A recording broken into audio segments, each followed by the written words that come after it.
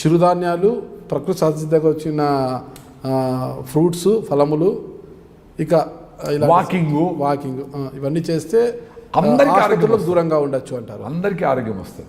ఇంకా ఎవరికన్నా జెనెటికల్గా ప్రాబ్లం ఉండి వాళ్ళకి ఏదన్నా వస్తే ఇప్పుడుండే హాస్పిటల్స్ చాలా ఎక్కువ అనమాట. ఇంకా హాస్పిటల్ని పెంచి పోషిస్తా ఉన్నాము, ఇంకా డిమాండ్ ఉంది అంటే మానవాళి వెనక్కిపోతూ ఉంది, మానవాళి చాలా డ్యామేజింగ్గా ఉంది అని అర్థం.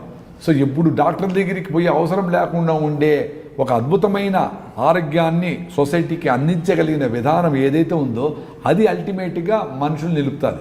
చివరిగా ఒకటే చెప్పండి సార్, చివరిగా ఒకటే ప్రశ్న. ఇప్పుడు మానవాళిని భయపెడుతుంది మధుమేహము. ఈ షుగర్ వ్యాధి అనేది చాలా పెద్ద వ్యాధిగా మారిపోయింది. ఇన్సులిన్ స్టేజ్కి వచ్చిన వాళ్ళు చాలామంది ఉన్నారు అన్నమాట. ఇన్సులిన్ లేకపోతే కష్టం అన్నట్టు, రోజు ఇన్సులిన్ తీసుకోవాలి. అలాంటి వారు ఎలాంటి ఆహారం తీసుకోవాలి? ఇక ఈ ఒబేసిటీ ఎక్కువైపోయారు, ఈ బెల్లి అనేది ఎక్కువైపోయింది. ఆ ఒబేసిటీ తగ్గాలంటే ఎలాంటి ఆహారం తీసుకోవాలి? ఈ రెండు సస్టైన్ రిలీజ్ ఆఫ్ గ్లూకోజ్ అంటే గ్లూకోజ్ని 5 గ్రాములు ఎప్పుడు బాడీలో ఉండేట్లుగా చూసుకునే విధానము ఏదైనా పర్వాలేదు. అది అంటే మనం 4 ఇడ్లీ వడ ఒక కాఫీ తాగితే 80 నుంచి 100 గ్రాములు గ్లూకోజ్ ఒకేసారి వచ్చి పడితే 5 గ్రాములు వాడుకొని ఇంక 75 గ్రాములని బాడీ ఎత్తిపెట్టుకొని పొట్టలో పెట్టి ఏడబెట్టి ఆడబెట్టి ఎట్లా చేస్తుందో అట్లా లేకుండా సిరిధాన్యాలను తింటూ బాగా లిఫ్ట్లు ఎక్కకుండా మెటికలు ఎక్కకుండా పొద్దున్నే గంట నడవాల, మధ్యలో కూడా వీలైనంత నడుస్తూనే ఉండాలి. అట్లా చేసుకుంటూ ఈ హై పీచు పదార్థం ఉండే ఫుడ్ను తిని ఎక్కువ గంటలు మనము ఫుడ్ జోలికి పోకుండా మధ్యలో మిన్సింగ్ ఏమి చేయకుండా ఉంటే అందరికీ షుగర్ రివర్స్ అవుతాయి. చాలామందికి రివర్స్ అయినది. మా గ్రూప్స్లో కూడా చాలామంది దాని నుంచి బయటపడినారు. చిన్నగా వాళ్ళు జీవన విధానం మార్చుకొని వాళ్ళే మారేది కాకుండా ఇంకా చాలామందిని మార్చేదాన్ని కూడా ట్రై చేస్తూ ఉంటారు. సో అందరికీ పాసిబుల్ ఈ సిరిధాన్యాలను తింటూ వాటితో పాటు జొన్నలు సద్దలు కూడా సగం రోజులు సిరిధాన్యాలను, సగం రోజుల్లో రాగులు. మీ లోకల్గా ఏ ఫుడ్ అయితే, మాకు రాయలసీమలో చిత్తూరు జిల్లాలో రాగులు ఎక్కువ. సో ఒకరోజు సిరిధాన్యం, ఇంకో రోజు రాగులు, ఇంకో సిరిధాన్యం, ఇంకో రోజు రాగులు, అట్లా సగం రోజు రాగులు, సగం రోజు సిరిధాన్యాలు తింటా ఉన్నాను నేను. ఎందుకంటే నేను పర్టికులర్గా అది ఎందుకు చూస్ చేసుకున్నానంటే నేను 82 నుంచి 74కి వచ్చేసాను వెయిట్. సో 74కి వచ్చాక నాకు కొంచెం వీక్నెస్ అనిపించింది. నేను మళ్ళీ వెయిట్ పెరగాలని అనుకున్నా. సో సిరిధాన్యాలతో కష్టంగా ఉండింది. ఫుల్గా తిన్నా కానీ వెయిట్ పెరగడం లేదు. అందుకని రాగులు మొదలుపెట్టినా మళ్ళీ 5 కిలోలు పెరిగి 80కి వచ్చిన. ఇప్పుడు బాగుంది కరెక్ట్గా. సో ఎవరు ఏం చెప్పినా, నేను చెప్పినా, ఎవరు చెప్పినా మనం కూడా ఆలోచించి ఒబెసిటీ ప్రాబ్లం ఉండే వాళ్ళకి ఓన్లీ సిరిధాన్యాలతో ఏమీ ఇష్యూస్ లేకుండా బాగుంటే సిరిధాన్యాలనే తింటూ చిన్నగా ఇన్సులిన్ తగ్గించుకుంటా మళ్ళీ ట్యాబ్లెట్ కూడా కొంచెం తగ్గించుకుంటా 6 మంత్స్ గ్యాప్లో దాని నుంచి షుగర్ నుంచి డయాబెటీస్ నుంచి పూర్తిగా బయటపడి జీవన విధానం మార్చుకుంటే అందరికీ ఇది పాసిబుల్. ఏ జబ్బు అని కాదు. ఎట్లయితే ఇంతమంది మనం అనుకునేట్లు మంచి పేడెరువులు వేసి గొర్రెలు వేస్తే చెట్లు ఆరోగ్యంగా ఉంటాయో, రైట్ ఫుడ్ వేస్తే అన్ని ప్రాబ్లమ్స్ని ఎట్లా సాల్వ్ చేసుకోవాలనే గొప్ప ఇంటెలిజెన్స్ మన బాడీకి ఉంది. దాన్ని అలో చేస్తే ఇంటిల్లిపాది ఆరోగ్యంగా, ఆనందంగా, హ్యాపీగా, సంతోషంగా, ఫిజికల్గా, సైకలాజికల్గా చాలా హ్యాపీగా, సంతోషంగా ఉంటారు. ఇంకొక చిన్న విషయం సార్, పురిటి బిడ్డలు ఉంటారు కదా, అంటే తల్లిపాలే శ్రేయస్కరం వాళ్ళకి. బిడ్డ పుట్టిన వెంటనే తల్లిపాలు ఇవ్వడమే చాలా శ్రేయస్కరము, ఖచ్చితంగా ఇవ్వాలంట. అదేదో ముర్రుపాలు అన్నది అంటారు కదా. అలా అయితే ఇప్పుడు చాలామంది తల్లుల్లో ఈ పాల ఇది అనేది తగ్గిపోతుంది అనమాట. దానికోసం టాబ్లెట్స్ వేసుకోవడం లేదా ఆకుకూరలు అయినా కూడా సరిపోతుంది. దానికోసం డబ్బా పాలు ఇస్తుంటారు. ఆ తల్లిపాలు తక్కువైనప్పుడు డబ్బా పాలకు బదులు పిల్లలకి ఏం పెడితే బాగుంటుంది? యాక్చువల్గా తల్లికి బాగా పాలు రావాలంటే మనకు రాయలసీమలో ముఖ్యంగా డెలివరీ అయిన ఆవుకి సద్దలను ఉడకబెట్టి సద్దలు గంజి పెడతారు. సో సద్దలు తింటే ఆటోమేటిక్గా పాలు ఎక్కువైతాయి. తల్లులందరూ సజ్జ గంజి తాగండి. మీకు వేరే అన్నమో సద్ద సంగటో సద్ద రొట్టె చేసుకుని ఓపిక లేకపోతే హ్యాపీగా సజ్జ గంజి పొద్దున 2 గ్లాసులు, మధ్యాహ్నం 2 గ్లాసులు, సాయంత్రం 2 గ్లాసులు మీ ఫుడ్తో పాటు సద్దలతో ఆటోమేటిక్గా పాలు ఇంప్రూవ్ అవుతాయి. ఒక వారం సజ్జలు, ఒక వారం రాగులు తాగితే కాల్షియము, ఐరన్, దాంట్లో బెల్లం వేసుకుంటే మినరల్స్ అన్నీ ఫుల్గా వచ్చేస్తాయి. అంటే ఒక వారము బెల్లము, తాటి బెల్లం వేసిన సజ్జగింజి, ఇంకో వారం తాటి బెల్లం వేసిన రాగి గింజి, దాంతోపాటు సీజనల్ ఫ్రూట్స్, ఒకరోజు నువ్వుల లడ్డు, ఇంకో రోజు వేరుశనగ గింజలు బెల్లము, ఇంకో రోజు పచ్చి కొబ్బరి బెల్లము. ఇట్లా 3 రోజులు మార్చుకుంటా, ఒక రోజు మార్చుకుంటా పోతే ఆటోమేటిక్గా 2 నుంచి 3% హిమోగ్లోబిన్ పెరుగుతుంది, పాల ఉత్పత్తి అయితే అది బాగుంటుంది.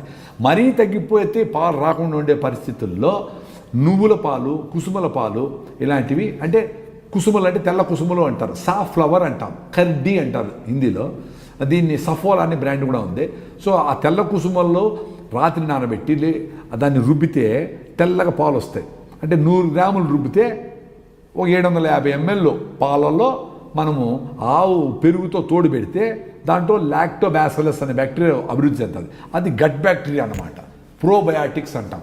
సో దాన్ని 2 స్పూన్లు 3 స్పూన్లు తాగిపిస్తే చిన్నపిల్లలకి మంచి పొట్టలో అంతా మంచి బ్యాక్టీరియా ఉండి చెడ్డ బ్యాక్టీరియా ఏదన్నా పోతే వాడి మోషన్స్ రాకుండా వాటిని ఈ బ్యాక్టీరియా చంపుతాయి. ప్రోబయాటిక్స్ అంటాం. అంటే యాంటీబయాటిక్ అంటే బాంబు వేసినట్టు, అంటే ఏ బ్యాక్టీరియా చంపేసేది యాంటీబయాటిక్. సో మన పిల్లలకి యాంటీబయాటిక్ ఇచ్చామంటే వాడికి ఎప్పుడు జబ్బులు ఉంటాయి ఇట్లే. సో యాంటీబయాటిక్ అనేది అల్టిమేట్, ఇంకా వీడు కాదు వీడికి చాలా కష్టంగా ఉంది అయినా పోతాడేమో అనుకుంటే తప్ప యాంటీబయాటిక్ వాడకూడదు. ఇప్పుడు చిన్న చిన్న జబ్బుల కింద యాంటీబయాటిక్ వేస్తాను. సో యాంటీబాడీస్ అంటే నీ ఓన్ బాడీ మీద నువ్వు ఫైట్ చేపిస్తావు. అట్లా లేకుండా కుసుములు పాలు చేసుకోవచ్చు. సజ్జలతో నానబెట్టి సజ్జలు రుబ్బితే పాలులాగా వస్తాయి. 100 గ్రాములు రుబ్బితే 1/2 లీటర్, చిక్క కావాలంటే 1/2 లీటరు లేదు ఇంకొంచెం పోసుకొని పాలు అట్లే అయినా దాంట్లో బెల్లం వేసి తాగిపించవచ్చు. లేదు దాన్ని తోడుపెట్టి మామూలుగా పెరుగులాగా గట్టికి కాదు కానీ లాక్టోబాసిల్లస్ పెరుగులాగా అంటే దాంట్లో లాక్టిక్ యాసిడ్ బ్యాక్టీరియా డెవలప్ అవుతుంది. దాన్ని పెద్దోళ్ళు అయితే ఒక అన్నంలో వేసుకొని తిన్నారనుకో సూపర్గా ఉంటుంది. కడుపు మంటలు, కడుపు అసిడిటీలు, అల్సర్లు అన్నీ పోతాయి. ఇరిటబుల్ బౌల్ సిండ్రోము, ఇరిటేషను, ఫ్రీక్వెంట్గా మోషన్ వేడి అన్నీ సర్దుకునేస్తాయి. సో కుసుమ పాలు, సజ్జల పాలు, జొన్నల పాలు, నువ్వుల పాలు, వేరుశెనగ గింజల పాలు ఇవన్నీ వారం వారం మార్చి తీసుకోవచ్చు. మా ప్రకృతి వనం గ్రూప్లో ఉండే 8,000 మంది సభ్యులు చాలామంది ఇది పాటిస్తున్నారు. దాంట్లో కూడా వాళ్ళు మహిళలు వాళ్ళందరూ రకరకాలుగా ఈ సిరిధాన్యాలతో ఆహారాలు ఇవన్నీ చేసి గ్రూప్లో కూడా పెడతా ఉండరు. అందరికీ ఆరోగ్యం బాగుంది. సో ఈ ఆరోగ్యం అనేది me I dream news channel ద్వారా ప్రతి ఒక్కరికి ఈజీగా అట్లా అందించేద్దాం. మనకేమి కమర్షియల్గా మనకు మందుల షాపులో ఇదో అదో ఏమీ లేవు. సో మా ఇంట్లో డాక్టర్లు ఉన్నాయి కానీ నేను ఇట్లా మాట్లాడగలిగే ఫ్రీడమ్ నాకుంది కాబట్టి నేను చెప్పగలుగుతాను. ప్రాబబ్లీ మీకు కూడా ఏమి బిజినెస్లు ఫార్మా బిజినెస్ లేవు కాబట్టి మీరు కూడా ఇది కరెక్ట్గా ప్రమోట్ చేసి ప్రజా ఆరోగ్యం మిగిలిన వాళ్ళకు ఉండేది ఉంటుంది. అంతేకాని ప్రజల ఆరోగ్యాన్ని, వాతావరణాన్ని కాలుష్యం చేసి జలవనరులను నాశనం చేసి మన బిజినెస్ పెంచుకోవాలనేది దుర్మార్గము. దాని నుంచి మానవాళి బయటపడితేనే మానవులతో పాటు సమస్త జీవులు కూడా ఆనందంగా ఉంటాయి. ఇప్పుడు మానవులతో పాటు అవి కూడా ఎక్స్టింక్ట్ అయిపోతా ఉన్నాయి. మానవుల దెబ్బకి అవి కూడా ఎక్స్టింక్ట్ అవుతా ఉన్నాయి. ఇప్పుడు సూపర్ పవర్ అంటే ఏ కంట్రీ అంటే ఎక్కువ ఆటం బొమ్మలు తయారు చేసిన కంట్రీ అమెరికా సూపర్ పవర్ అంటారు. మంచి ఆహారం తయారు చేసే భూటాను, మన సిక్కిం ఆర్గానిక్ స్టేట్, మన దేశంలో ఫస్ట్ స్టేట్ సిక్కిం లాగా ప్రతి స్టేట్ ఇక్కడ తయారయ్యి ఈ కెమికల్స్కు దూరంగా ఉంటూ అందరూ ఆరోగ్యంగా ఉండాలని మనసారా కోరుకుంటున్నాను. మీకు ఎంతమంది సంతానం సార్? నాకు 2 పిల్లలు. మా అబ్బాయి ఇంజనీరింగ్ అయిపోయి ఇప్పుడు మాతోనే వ్యవసాయం పనులకు వచ్చినాడు. మా పనులు అన్నీ చూసుకుంటున్నాడు. మా అమ్మాయి రిషివేల్లో 10 ఏళ్ళు చదివి ఆమెకి వెన్నెల ఆమె పేరు, అబ్బాయి పేరు కిరణ్.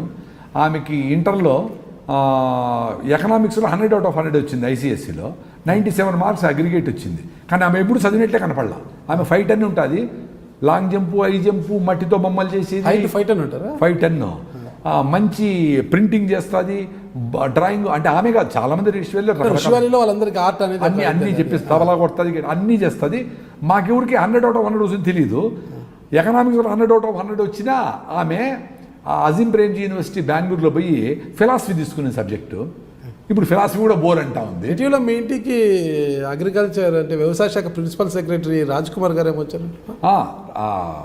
మాకు రీసెంట్గా రాజశేఖర్ గారు ప్రిన్సిపల్ సెక్రటరీ గారు, విజయ్ కుమార్ గారు, అజీం ప్రేమ్జీ ఫిలాంథ్రపిక్ అసోసియేషన్ వాళ్ళు మన ఏపీ స్టేట్ గవర్నమెంట్కి సమ్ 300 crores 500 crores డబ్బులు ఇచ్చారు ఆర్గానిక్ ఫార్మింగ్ ప్రమోట్ చేసేదానికి. వాళ్ళందరూ లాస్ట్ వీక్ వచ్చి ఆ రోజంతా అక్కడే కూర్చొని రివ్యూ అంతా చూసుకొని పోయినారు. అంటే ఒక్క ప్రకృతిలోనే కాకుండా ప్రతి విలేజ్లోన ఈ ఆర్గానిక్ ఫార్మింగ్ చేసి నేచర్ దగ్గరుండి చదువుకోకపోయినా వాళ్ళందరూ ఈ విధానాలని ఆచరించి ప్రకృతిని, పర్యావరణాన్ని దగ్గరగా ఉందామనుకుని చాలా ఇంపార్టెంట్. సుభాష్ పాలేకర్ గారు స్ఫూర్తితో మీరు అదంతా సాధించాలని అంటుంటారు మీరు. అవును, 2009లో నేను సుభాష్ పాలేకర్ గారి మీటింగ్లో 70 గంటలు కూర్చున్నా. ఒక రోజుకి 10 గంటలు 7 రోజులు. అప్పుడు నాకు అనిపించింది నేను చేసే పని కరెక్ట్ కాదు. అంతమంది కెమికల్ ఫార్మింగ్ చేసి Indian institute of horticulture research అని మన బెంగళూరులో ఉంది, పెద్ద అగ్రికల్చర్ ఇన్స్టిట్యూషన్ అది, గవర్నమెంట్ ఆఫ్ ఇండియా వాళ్ళది. దాన్ని తీసుకుపోయి మా టమాటాలు, broccoli, baby corn, sweet corn, రకరకాల ఎగ్జాటిక్ వెజిటబుల్స్ అన్ని వేసాడు. సో అవన్నీ తీసుకుపోయి మైక్రోస్కోప్లో టెస్ట్ చేసి ఏం జబ్బు ఏమేమి తెలుసుకున్నాను. అంటే ఇప్పుడు మనం చేస్తాను చూడు, మరి పోయి నా కిడ్నీ బాగుందా, నా లివర్ బాగుందా అది ఎత్తుకుంటే భయంగా వ్యవసాయం చేసాం. ఇప్పుడు నాకు ఏమి జబ్బు రాదు. ఇది కరెక్టా, అది కరెక్టా? సో 2009లో పాలేకర్ మీటింగ్లో 7 రోజులు 10 గంటలు కూర్చున్నాక, 70 గంటలు కూర్చున్నాక నేను ఇమీడియట్గా కెమికల్ ఫార్మింగ్ నుంచి transformation, change is different, change happen slowly, transformation అప్పటికప్పుడు పాలేకర్ వ్యవసాయానికి వచ్చేసారు. పాలేకర్ వ్యవసాయానికి వచ్చేసి ఆయన 2-3 మీటింగ్లు పోయినా. నా వైఫ్ అనేది మొన్నే కదా పోయినావు, మళ్ళీ ఎందుకు పోతాడు అని. గంటసాల పాటు మనం ఎన్నిసార్లు వింటాం కదా, బాగుంది అది, మళ్ళీ ఆయన ట్రాన్స్లేటర్గా ఉన్నా 2 years. ఆయన 7 రోజులు చెప్తే నేను 70 గంటలు ఆయనవన్నీ ఇట్లా ట్రాన్స్లేట్ చేసేవాడిని. సో మధ్యలో నావన్నీ కూడా కలిపి నా అనుభవాలన్నీ చెప్పేవాడిని వాళ్ళకి ఏదైనా టైం ఉంటే. సో అట్లా నేను మన ఆంధ్ర రాష్ట్రం, తెలుగు మాట్లాడే రాష్ట్రాల్లో పాలేకర్ టైం నుంచి కూడా ఈ ఆర్గానిక్ ఫార్మింగ్, న్యాచురల్ ఫార్మింగ్ మీద చేసేవాడిని. రీసెంట్గా ఈ మిల్లెట్స్ మీద కూడా ఎక్కువ తిన్నా కాబట్టి నాకు అనుభవం వచ్చింది, దాన్నే ప్రమోట్ చేస్తూ ఉన్నా. ఇప్పుడు నేను చెప్పేటివన్నీ నా అనుభవాలే. నాకు ఆరికలు తిన్నప్పుడు బాగా నిద్ర పడుతుందంటే నిద్ర పట్టింది. నేను బరువు పెరగాలంటూ రాగులు తింటా అంటే రాగులు తినాలా. సన్నగా అయిపోయి చాలామందికి ఒబిసిటీ ప్రాబ్లం మీరు అన్నట్లు, వాళ్ళకందరికీ మిల్లెట్సే తింటే మంచిది. మాలాంటి వాళ్ళు బాగా సన్నగా అయిపోయి ఎక్కువ వెయిట్ తగ్గిపోతూ ఉండి వీక్నెస్ అనిపించింది అనుకో, బరువు పెరగాలనుకో, వాళ్ళు రాగులు సద్దలు తినాలా. ముఖ్యంగా రాగులు బాగా, రాగి సంగటి, రాగి రొట్టి, రాగి గంజి, రాగి జావ చేసుకొని బెల్లం వేసుకొని తింటే అది బరువు పెరుగుతాం. బరువు పెరగాలనుకునే వాళ్ళకి అది. సో బరువు తగ్గాలనుకునే వాళ్ళకి మిల్లెట్స్, బరువు పెరగాలనుకునే వాళ్ళకి అది చూసుకొని మనం వైజ్గా చేసుకోవాలి. మేము చెప్పిన కూడా గుడ్డిగా ఎవరు పాటించదొద్దు. మీ ఇంటి పరిస్థితులకి, మీ వాతావరణ పరిస్థితులకి, మీ లోకల్గా ఉండే కండిషన్స్కి ఏది కరెక్ట్గా ఉన్నాయని తెలివిగా చూస్ చేసుకునే ఆ అద్భుతమైన శక్తి మనకు నేచర్ ఇచ్చింది. సో దాన్ని బట్టి మేము చెప్పినవి మీకు అన్వయించుకొని మీ కుటుంబ నేపథ్యంలో ఏం చేసుకుంటే బాగుంటుంది అనుకునే ఒక ప్రక్రియకు మీరు ఉండాలి. కానీ ఎవరు చెప్పింది ఏది పూర్తిగా ఫాలో కావద్దండి.